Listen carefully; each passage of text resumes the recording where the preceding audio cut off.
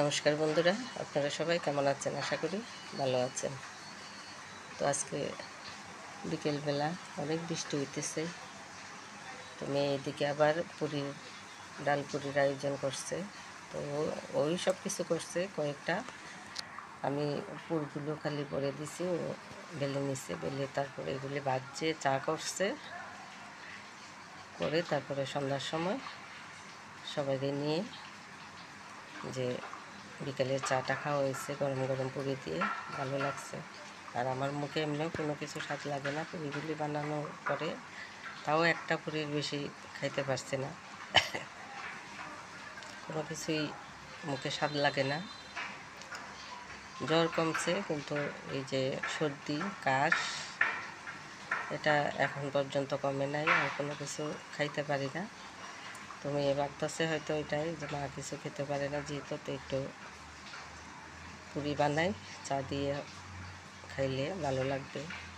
আসলেই ভালো লাগছে গরম গরম পুরি আর চা।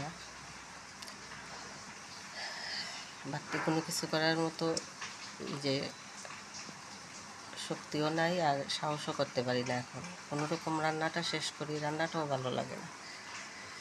রান্নাটা তো না করে পারা যাবে না, কারণ একটা আইটেম হইলেও তো রান্না করতে হয়।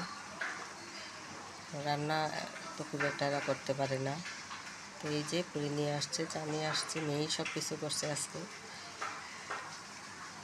আমি একটু চা দিয়ে একটা পুরি খাওয়ার চেষ্টা করছি, পরে আর ভালো লাগলো না। ওরা খাইছে সবাই। একটু সস দিয়ে মুখে দিয়েছিলাম, তাও ভালো লাগে না।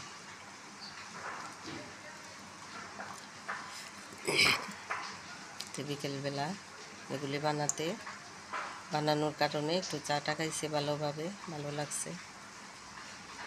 ও মাঝে মাঝে অনেক কিছু বানায় টুকটাক বিকেলের নাস্তাটা।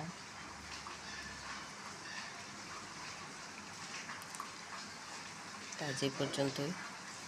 ভালো থাকবেন, সুস্থ থাকবেন, আমার পাশে থাকবেন, আমাকে সহযোগিতা করবেন। ধন্যবাদ সবাইকে।